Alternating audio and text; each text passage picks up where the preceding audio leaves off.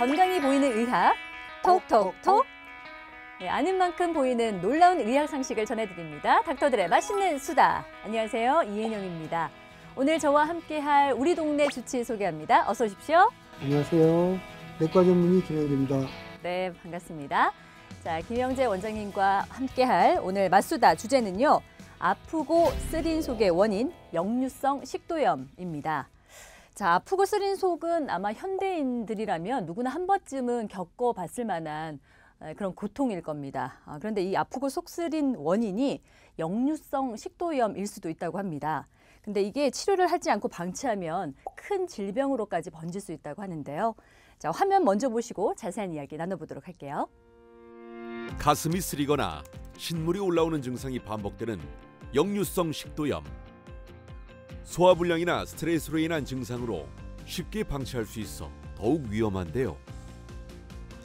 역류성 식도염이란 위장질환의 일종으로 위의 내용물이 위산이나 식도로 역류를 하면서 식도에 염증을 유발하는 질환입니다. 역류성 식도염을 그대로 방치할 경우 위궤양이나 위암으로 발전할 수 있어 조기 치료가 반드시 필요하다고 합니다. 아프고 쓰린 속의 원인, 역류성 식도염. 주치의와 마수다에서 자세히 알아보겠습니다. 네, 오늘의 주제가 바로 역류성 식도염입니다. 근데 한 번쯤은 누구나 좀 속이 쓰리다, 뭐 소화가 안 된다, 이런 것들을 좀 경험을 해보셨을 텐데 이게 역류성 식도염이 정확하게 뭘까요? 역류성 식도염이라는 것은 내시경으로 해서 네. 식도염이 발견됐을 때 역류성 식도염. 드신 음식이 식도로 역류해서 불쾌감을 일으키고 네네. 속이 쓰리고 이런 것들을 전체 합쳐서 위식도 역류 질환. 그중에 역류성 식도염이라고 합니다. 아, 그렇군요. 그러니까 이게 단순히 막 소화가 안 되는 건가? 아니면 역류해서 뭔가 이게 음식물이 올라오는 건가? 이거 역류성 식도염인 건가? 이거를 구분해내기는 굉장히 좀 어렵겠네요. 근데 전형적인 증상은 몇 개 있기 때문에 아, 그래요? 그런 증상으로서 우리가 알 수 있습니다. 어떤 증상이 좀 있을까요? 이 증상이 모든 환자마다 너무 다 특이해요. 아, 그래요? 어떤 사람은 그냥 간단하게 속이 쓰리다, 소화가 안 된다, 뭐 고춧가루 뿌리는 것 같이 화끈거린다, 뭐 속이 답답하다, 뭐 치미는 것 같다. 하지만 전형적인 증상은 네. 우리가 흉부자결감이라고 해서 예. 인상이 찌푸릴 정도로 그렇게 되면서 여기에 타는 듯한 그런 느낌이 드는 걸 전형적인 역류성 식도염의 증상이라고 되어 있어요. 네네네. 근데 보통 사람들이 소화가 안 된다, 뭐 역류성 식도염이다, 이렇게 뭐 이런 원인을 갖고 계신다거나 증상이 있다 하시는 분들은 아유, 그거 다 스트레스야.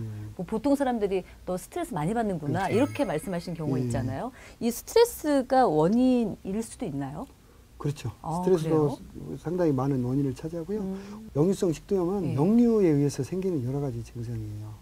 그래서 이런 발생 원인은 우리가 역류를 일으키는 원인을 찾으면 되거든요. 첫째는 네.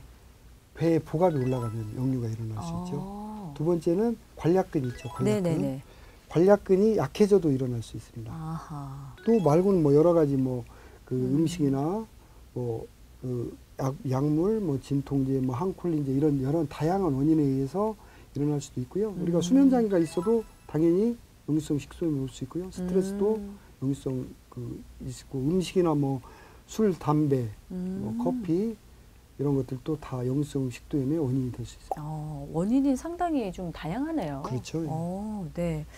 그렇다면 평소에 이제 좀 올바른 식습관도 좀 중요하지 않을까라는 생각이 드는데 이게 역류성 식도염이 발생했다 하면 좀 치료 방법이나 이런 것들 좀 필요할 것 같은데 어떻습니까? 역류성 식도염의 치료를 위해서는 위산 억제제가 필요합니다. 네. 우리가 흔히 말하는 PPI라고 그러는데요. 양성자 펌프 억제제라는 약이에요. 이 약은 드시면 우리 몸에서 양성자가 나와야 위산이 같이 나오거든요. 네. 근데 그것을 억제함으로써 위산 분비를 억제해서 그 위산을 좀 올려줍니다. 그래서 치료 효과가 있는데요. 특히 아까 전형적인 증상, 흉부자결감 있는 환자한테는 굉장히 효과가 있습니다. 그래서 보통 치료를 하고요. 나머지는 그것을 치료 한 8주 하고 완치가 되는 게 아니에요. 역류를 일으키는 원인이 아까 제가 말씀드렸다시피 복압상승, 뭐 관략근 이런 원인적 치료를 해야 돼요. 그래서 일단 뭐 몸이 비만하신 분은 무조건 비만 치료를 해서 몸무게를 줄여주는 게 좋고요. 그다음에 뭐 약 같은 거 드시는 거 진통제나 뭐 특히 항콜린제라고 해서 우리가 뭐 방광염이 있거나 그럴 때 쓰는 약이 있거든요. 그런 것들, 그다음에 그 항생제 이런 것들, 여러 가지 수면제 뭐 이런 여러 가지 커피 이런 것들이 원인이 될 수 있기 때문에 원인을 제거해 주는 게 가장 중요합니다. 그러니까 원인에 따라서 또 치료 방법도 또 좀 다양하게 그렇죠. 나타날 수 있는 거겠네요. 이게 좀 재발 가능성도 있습니까? 재발률이 굉장히 높아요. 아, 그래요? 치료하고 나서 50% 이상에서 재발합니다. 아유, 이게 생활 습관 때문에 그렇죠. 그렇게 될 수 있는 건가요? 제일 중요한 게 어떻게 해야 되겠어요? 복압을 줄여야잖아요. 그렇죠. 배부르지 않게 먹고. 중요하네요. 예. 우리가 음식을 먹으면 예. 이 포만감을 느끼잖아요. 네네. 예, 포만감을 느끼면 그때부터 이제 산이 나오고 막 그래요. 그래서 그런데 포만감을 안 느끼면 어떤 증상이 산도 좀 늦게 나오고 소화도 잘 되고 잘 내려갈 거 아니에요. 네. 음식이 잘 내려가고 난 뒤에는 이제 역류할 게 없잖아요. 그렇기 때문에 보통 역류성 식도염의 증상은 식사하고 한두 시간에 많이 옵니다. 아하. 예, 그러니까 늘 포만감 있게 먹지 말고 좀 그렇죠. 부족한데 먹어야 되는데 그렇죠. 포만감을 안 느끼면 또 먹고 싶어요. 그래서 이제 치료의 근본은 포만감을 느끼지 않게 먹자. 그래서 조금 줄여야 되는데. 우리가 삼식이라고 보통 표현하는 예. 게 뭐냐면 이걸 줄여야 돼요. 아하. 뭐냐? 야식, 과식, 그다음에 폭식. 이 그렇군요. 삼식이를 줄여야 합니다, 무조건. 오늘 요거 세 가지 꼭 기억을 하셔야 될 그렇죠. 거예요. 이것을 줄여야 하고 두 번째는 이제 우리가 식사하고 나서 바로 눕는 게 굉장히 안 좋아요. 역류 무조건 하게 되거든요. 네네네. 소화되려면. 소화가 되려면 우리가 2~3시간이 필요하니까 네네. 꼭 식사하고 나서는 눕지 말고 2~3시간 정도는 앉아있거나 뭐 활동을 하는 게 제일 좋고요. 그다음에 저녁에 주무실 때나 주무실 때 이게 반드시 누워자면 역류를 할 수 있어요. 관략근이 약하면. 그렇게 항생을 좀 상당히 좀 높이 주무시는 게 좋고요. 그다음에 우리가 기호식품이라고 있죠. 커피, 초콜릿, 담배, 술 같은 거 이런 것들이 관략근 운동을 떨어뜨려요. 그래서 관략근이 꽉 조여주는 그런 밴드 역할을 하거든요.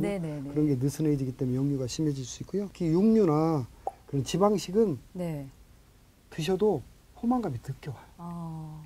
그렇기 때문에 많이 먹게 된다. 그렇죠. 그리고 소화도 우리가 단순하게 이제 잡곡이나 이런 걸 먹으면 금방 소화되는데 이 육식이나 이런 것들은 소화가 늦게 돼요.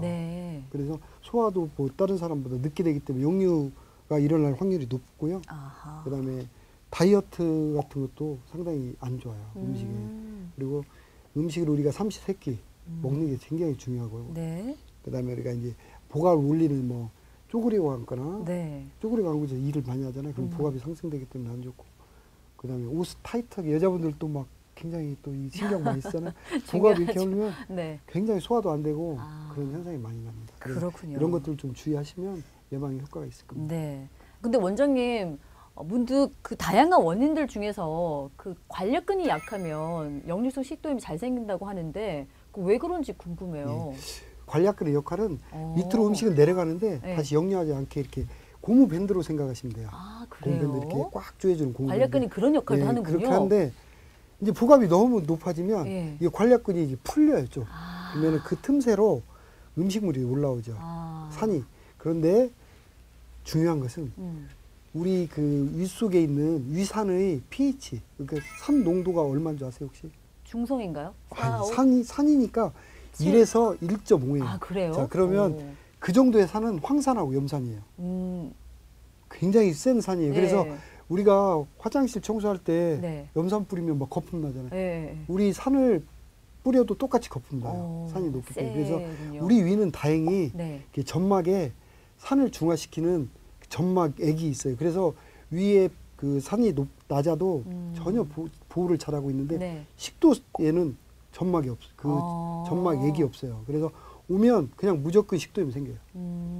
그래서 이 관략근이 약해져서 복압이 상승할 때 이 틈이 벌어지면 그걸로 인해서 역류성 식도염이 생깁니다. 근데 원장님 제가 이 다양한 원인들 중에서 관략근이 약해지면 역류성 식도염 생긴다고 말씀해 주셨잖아요. 근데 갑자기 궁금한 게 관략근 하면 흔히 생각하는 항문 관략근 아니? 그렇죠. 관략근이 두 개가 있습니다. 그래요? 항문에도 관략근이 있고요. 식도에도 위하고 식도 그 접합 부위에 관략근이 있어요. 이 관략근이 꼭 밴드같이 꼭 조여줘서 역류를 막아주는 역할을 합니다. 그러니까 식도와 위를 연결하는 쪽에 있는 관략 근육을 얘기하는 거군요. 그렇군요. 거기가 약해지면 역류가 되는 그렇지. 경우. 그렇군요. 알겠습니다. 예. 네. 자, 역류성 식도염의 원인과 또 예방법에 대해서 알아보고 있습니다. 자, 여기와 관련된 시청자 사연이 들어와 있거든요. 화면으로 먼저 만나보시죠.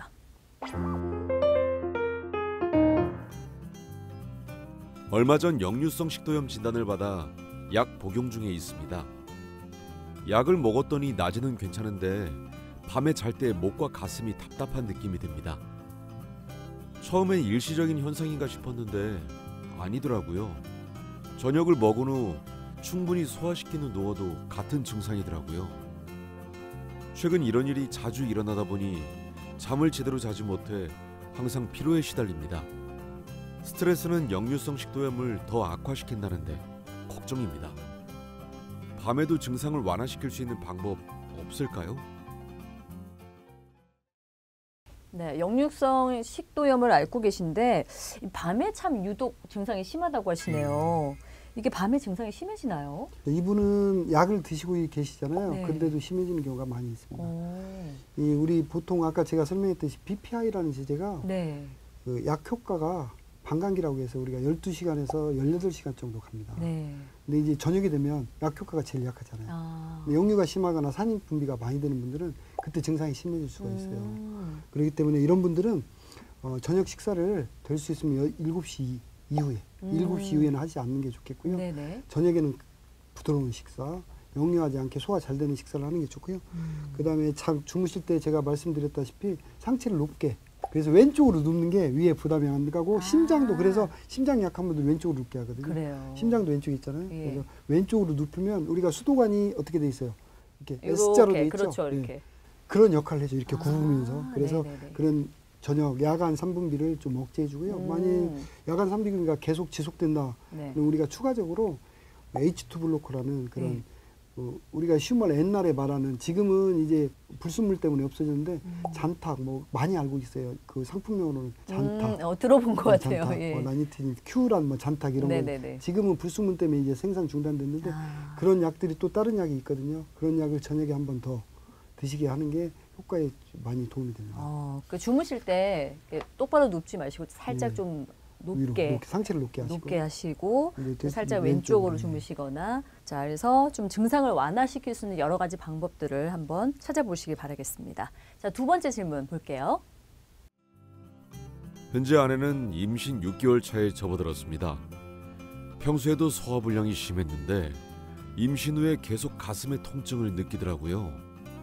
병원을 가보니 역류성 식도염 진단을 받았습니다.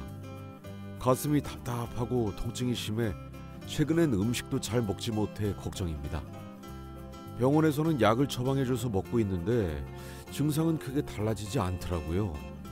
임신 후 급격히 살이 쪄서 그런 건지. 임산부의 역류성 식도염 관리는 어떻게 해야 할까요?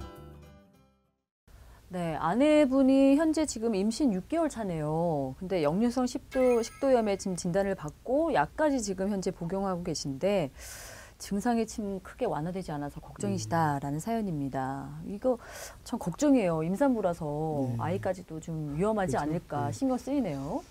자, 그 임신을 하면 호르몬이 분비가 되고 그 호르몬에 의해서 이상 증상이 많이 일어납니다. 그거에 인해서도 아까 제가 식도 관략근이 그 떨어질 수 있고요. 약해지니까.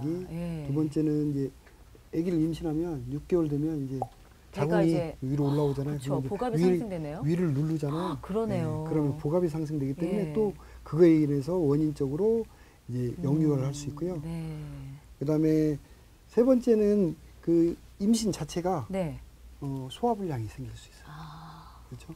또 음식이 내려가는 게 천천히 내려가요. 그러니까 역류가 생길 가능성이 다른 사람보다 서너 배 많이 증가하게 됩니다. 그렇겠네요. 임산분들은 역류성 식도염이 많이 올 수 있어요.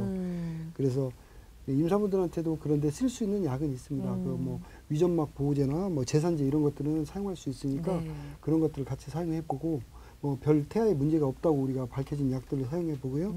그리고 특히 이제 임산부들은 그 뭐 과식, 그러니까 제가 말씀드렸다시피 그 역류성 식도염 일반적인 치료 방법. 일단 이제 좀 앉아서 삼식이를 중단하고, 삼식이 과식하지 말고, 과식 말고, 그다음 폭식, 천천히 먹기. 천천히 드셔야 되고, 그리고 그다음에 오래 씹어 먹기. 오래 씹으면 소화를 위해서 하는 걸 입으로 대신 해주기 때문에 네네네. 잘게 씹으면 빨리 내려갈 거 아니에요. 그럼 역류가 훨씬 더해져요. 이런 걸로 해서 일반적인 치료 방법과 같이 치료해 주시는 게 좋을 것 같습니다. 네. 근데 약도 좀 복용이 가능하다고 하시니까 그것도 함께 병행하시고 또 여러 가지 생활 습관들도 한번 고민을 한번 해보시는 것도 좋으실 것 같아요. 그래서 건강하게 또 관리를 좀 잘 해보시길 바라겠습니다. 역류성 식도염에 대해서 이제 원인과 또 다양한 예방법, 치료법에 대해서 좀 알아봤는데 원장님 마지막으로 역류성 식도염 이것만 좀 기억해 달라 하나만 또 말씀을 해주신다면 뭐가 있을까요? 역류성 식도염은 우리가 이제 진짜 이름은 아까 말씀드렸다시피 위식도 역류 질환이잖아요. 그러니까 유산보다는 역류를 해결하는데 큰 그 치료 방법이 있습니다. 그래서 우리가 항상 제가 말씀드렸다시피 천천히 먹고 조금 배부르지 않게 항상 배고프게 먹고 비만하지 않게 이런 생활 습관 조절하고 스트레스를 안 받게 하고 이 관략근의 그런 압력을 떨어뜨리는 이런 약물 복용이나 이런 것들을 하면서 될 수 있으면 약을 먹으로 치료하는 게 아니라 약을 줄여서 치료하는 방향으로 하는 게 좋을 것으로 생각합니다. 네. 자, 무엇보다도 생활 습관이 중요하다는 거 잊지 마시고요. 건강 관리 잘 하시기 바랍니다. 자, 오늘 김영재 원장님과 함께 역류성 식도염에 대해서 자세하게 알아봤습니다. 자, 이번에는 우리 생활 속 건강 상식을 한방으로 풀어보는 건강 한방 시간입니다. 오늘은 불면증에 대해서 알아보도록 하겠습니다.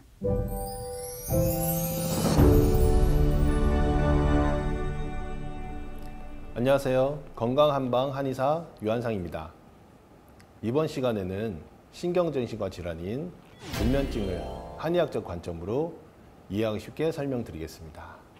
미국의 임상심리학자 매슬로우가 1943년 발표한 인간의 욕구 5단계 중 가장 낮은 단계 1차적 욕구인 생리적 욕구, 즉 먹고 자고 배설하고 싶어하는 것은 인간의 가장 기본적인 욕구라고 하였습니다. 과도한 스트레스와 불규칙한 생활 습관, 노인 인구의 증가, 약물이나 카페인 섭취 증가 등 여러 가지 이유로 인한 호르몬 불균형으로 불면증이 나타나게 됩니다. 건강보험심사평가원에 따르면 국내 불면증 환자는 2017년 56만 명에서 2020년 65만 명으로 10만 명 가까이 증가하였고 지금 더욱 늘어나는 추세입니다. 누구나 한 번쯤은 겪는 흔한 증상이라 가볍게 여기거나 수면제나 알코올에 의존하는 경우도 많습니다. 하지만 그대로 방치하면 점차 뇌 기능이 약해지고 면역력이 떨어져서 심각한 경우 심혈관계 질환, 치매 등 더 큰 질병을 유발할 수도 있습니다. 인간의 본능적인 욕구 중 하나인 수면. 과연 무엇이 우리를 잠 못 들게 하는 것일까요? 일반적으로 성인 기준 적정 수면 시간은 7시간 정도입니다. 6시간 이하 또는 8시간 이상인 경우 오히려 사망률이 증가한다고 하는데요. 심리적, 육체적으로 그리고 환경적, 체질적 영향으로 인한 불면증의 증상은 한의학적으로 크게 3가지로 나뉩니다. 첫 번째로 난임면, 그러니까 난임면이 인면장애, 즉 잠이 쉽게 들지 않는다는 겁니다. 몸은 피곤해서 누웠으나 막상 잠이 오지 않는 경우 또는 밤이 되어 자려고 누웠는데 잠이 전혀 들지 않고 밤을 새는 경우 등이 있죠. 이런 경우 한의학적으로 기허에 속합니다. 그래서 몸이 너무 지쳐서 기운이 빠져서 잠을 자는 기능이 움직이지 못하는 거죠. 차량의 엔진이 과열되어 시동이 걸리지 않는 것과 같습니다. 둘째로 천면, 유지장애, 즉 잠을 얕게 잔다, 얕은 잠을 자거나 자다 깨다 반복하는 겁니다. 금방 잠이 들었다가도 금세 깨고 다시 잠을 못 드는 경우, 또 화장실을 들락거리는 경우도 많이 있죠. 이런 경우는 보통 혈허에 속합니다.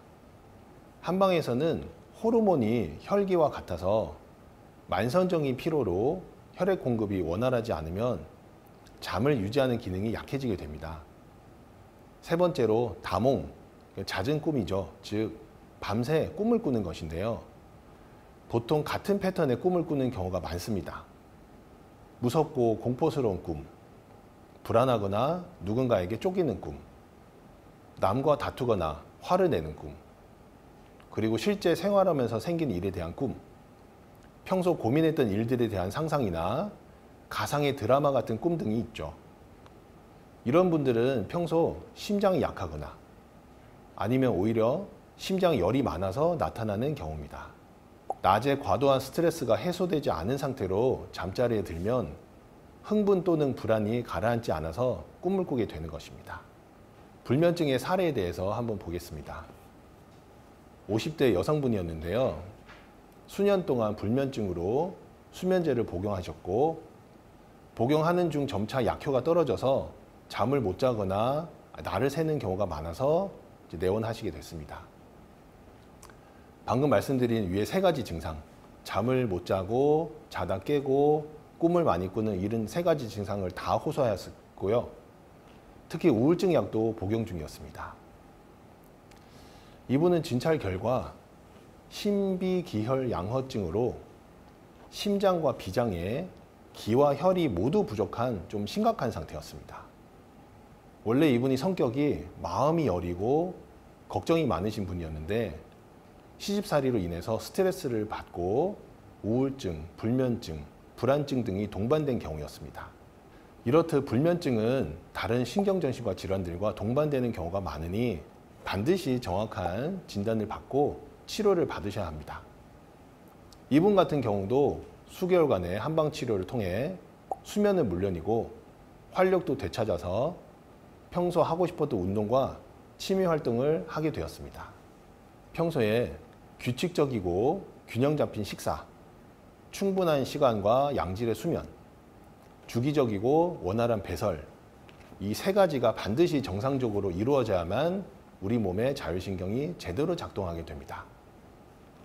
자동으로 이루어지는 이 3가지 기능이 한 가지라도 깨진다면 톱니바퀴가 빠진 것처럼 기능이 멈추거나 약해져서 문제가 생기게 됩니다. 거꾸로 말씀드리면 나머지 기능을 정상화시키면 다른 부족한 기능도 조금씩 좋아질 수 있습니다. 아무리 잠을 못 자고 힘들더라도 가능한 한 규칙적인 식사와 배변을 유지하도록 노력해 보세요. 이 중요한 시간을 놓치지 말고 방금 말씀드린 작은 실천으로 모두 꿀잠 주무세요. 지금까지 건강한방 한의사 유한상이었습니다. 건강한방 불면증에 대해서 알아봤습니다. 자, 닥터들의 맛있는 수다. 오늘은 여기까지입니다. 자, 모두들 건강하세요. 강북구에는 자동 심장 충격기가 주민 누구나 사용할 수 있도록 개방되어 있습니다. 심정지로 쓰러진 환자에게 2개의 패드를 붙이고 자동 심장 충격기의 안내 지시에 따라 사용하시면 됩니다. 자세한 사용법은 다음 사이트 또는 QR코드를 이용하시면 됩니다. 문의는 02901-7717에서 7718로 해주세요. 임산부 영유아 가정방문 사업 안내입니다. 강북구 관내 임산부 20주에서 만 2세 미만 영유아가 대상이며 임산부 영유아 전문 교육을 받은 영유아 방문 간호사가 출산 가정을 방문하여 임산부 및 영유아 건강 상담, 모유 수유 교육, 신생아 돌보기, 양육 코칭 등을 시행합니다. 자세한 사항은 02901-4891, 4892 또는 7762로 문의 주세요. 2022년 서울형 유급병가 지원 사업 안내입니다. 대상은 서울시에 주민등록 등재된 국민건강보험 지역가입자로 기준 중위소득 100% 이하, 재산 3억 5천만 원 이하의 근로소득자 및 사업자입니다. 퇴원 및 검진일로부터 6개월 이내에 신청하셔야 합니다. 자세한 사항은 02901-7767 또는 7774로 문의 주세요. 2022년 치아 홈메우기 지원 사업 안내입니다. 국민건강보험에 가입되어 있고 강북구에 주소지를 둔 아동이면 누구나 신청 가능합니다. 내용은 다음과 같습니다. 자세한 문의는 02901-7665-7666 또는 7670으로 해주세요.